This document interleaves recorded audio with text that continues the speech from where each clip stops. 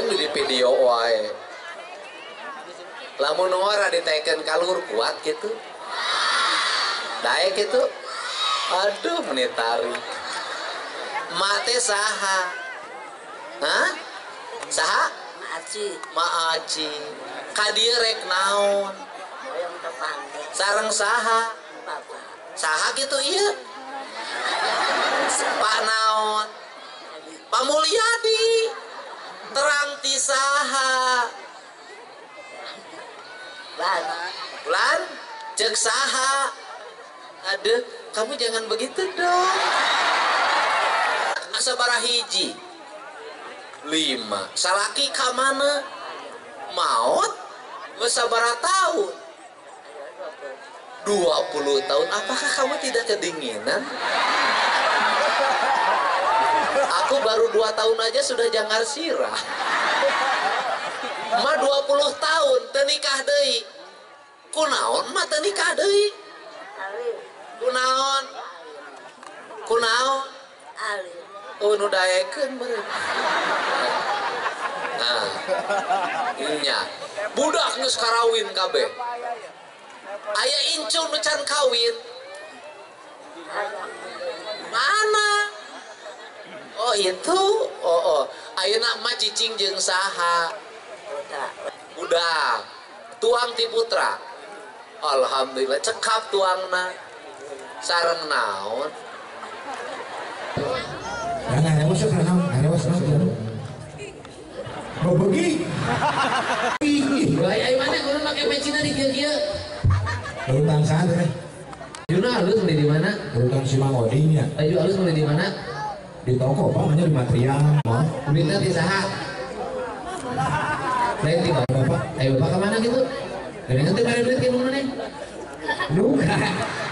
Ya, siapa nah? Bagi baju ya.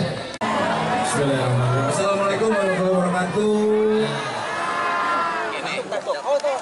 Pesan saya adalah bahwa di era demokratisasi di Jawa Barat ini bisa dilihatlah setiap saya kunjungan masyarakat ada dalam keriangan, ada dalam kebahagiaan.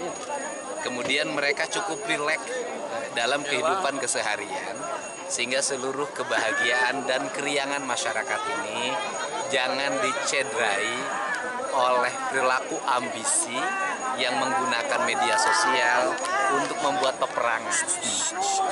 Karena masyarakatnya lagi bahagia nih, lagi bahagia, kemudian mereka menunggu pemimpin baru. Untuk itu pada elit politik jangan memobilisasi media sosial, mendorong kader-kadernya membuat akun beratus-ratus, kemudian membuat isu-isu yang membangun ketegangan atas nama sentimen agama. Ya, kita ini semua berpolitik harus dengan baik, mengarah dengan baik, lebih baik munculkan berbagai gagasan dan pemikiran dari siapapun yang memiliki keinginan untuk memimpin Jawa Barat dibanding sibuk ngurusin orang lain. Akan memilih jalur hukum nggak Pak? Oh enggak, saya enggak. Biarin masyarakatnya menilai. Kan masyarakat nanti menilai siapa sih yang berpolitik dengan baik. Sesungguhnya siapa sih yang selalu berpolitik menggunakan media sosial dengan sentimen agama untuk membangun kekisruhan yang di dalamnya memecah belah. Ya, masyarakat bahagia, masyarakat Jawa Barat sudah relatif bahagia, tinggal elitnya mohon sadar. Ya, gitu loh. Arahan ke tim pemenangan untuk menyikapi serangan seperti itu seperti ya santai aja, cuekin aja, nggak usah dibaca. Caranya begitu, cuekin, nggak usah dibaca. Nanti juga itu gini, serangan aku robot dan buzzer itu, anggap aja anak yang menangis. Jadi ketika anak menangis, jangan kita tungguin, terus dikomentarin menangisnya, cuekin. Lihat tayangan yang lain, itu aja. Pak, terkait perda sekolah nanti, perda akan membuat sekolah, tadi sekolah kan akan mensanksi orang tua, tapi anaknya tetap akan disekolahkan. Nah gini, jadi begini, kan negara tuh wajib loh mendidik warga bangsanya, sehingga negara menetapkan wajib belajar 9 tahun, wajib belajar 12 tahun. Kalau wajib, maka negara harus menyiapkan fasilitasnya. Ketika seluruh fasilitas negara sudah terpenuhi, ruang kelas terpenuhi, pendidikan juga biayanya terpenuhi dengan anggaran negara, anggaran Provinsi Jawa Barat, maka tidak ada lagi alasan bagi orang tua untuk tidak menyekolahkan anaknya. Menyekolahkan ada dua loh. satu menyekolahkan di lembaga formal, yang kedua juga menyekolahkan di homeschooling. Jadi orang tua menyekolahkan anaknya di rumah dengan mengundang gurunya. Yang penting belajar. Menyekolahkan bisa di pesantren, bisa dimanapun. Yang penting pada usia anak-anak dan usia remaja, mereka menempuh pendidikan dengan baik. Baik pendidikan di rumah, pendidikan di sekolah formal, maupun pendidikan di sekolah kultural seperti pesantren. Apakah itu bisa menjadi jaminan IPM akan naik?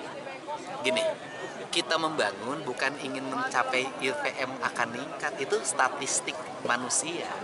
Tetapi yang lebih penting dari itu adalah masyarakat yang memiliki kecerdasan. Kecerdasan tidak hanya diukur dari struktur formal pendidikan saja, tetapi mereka memiliki kecerdasan emosi. Karena banyak orang-orang yang struktur formal pendidikannya tinggi, tetapi tidak punya kecerdasan emosi. Salah satunya adalah menggunakan media sosial dan memobilisasi orang untuk kepentingan-kepentingan politik secara membabi buta. Nah, itu tidak punya kecerdasan emosi. Pak, program itu untuk SD, SMP, SMA ya? Ya, sampai SMA. Saya kan menekankan sampai SMA. Pendidikan 12 tahun bagi rakyat Jawa Barat. Berarti skema beasiswa penuh ya? Beasiswa penuh berarti. Bukan beasiswa penuh, negara wajib menyiapkan sekolah, wajib menyiapkan guru, wajib menyiapkan sarana dan prasarana. Dan kalau bersinergi antara pemerintah pusat, pemerintah provinsi, kabupaten, dan kota, ini bisa tuntas. Nah, persoalannya kenapa sih tidak tuntas? Karena tidak diorkestrasi. Saya ingin mengorkestrasi program. Misalnya tahun ini diorkestrasi yang pertama adalah jalan, terintegrasi jalan tol, jalan nasional, jalan provinsi, jalan kabupaten, jalan desa, clear. Yang kedua, sekolah, SD, SMP, SMA, clear. Jadi jangan sampai ada sekolah, SD nggak ada mejanya, nggak ada kursinya, sekolahnya mau roboh, nggak boleh lagi tuh. Yang kemudian yang berikutnya adalah orkestrasi di bidang layanan kesehatan, ambulan desa, sopir ambulan desa, puskesmas rawat inap di tingkat kecamatan, rumah sakit kabupaten, kemudian ruang-ruang khusus milik provinsi di setiap kabupaten, layanan khusus yang saya ucapkan, integrasi dengan rumah sakit rujukan, terintegrasi.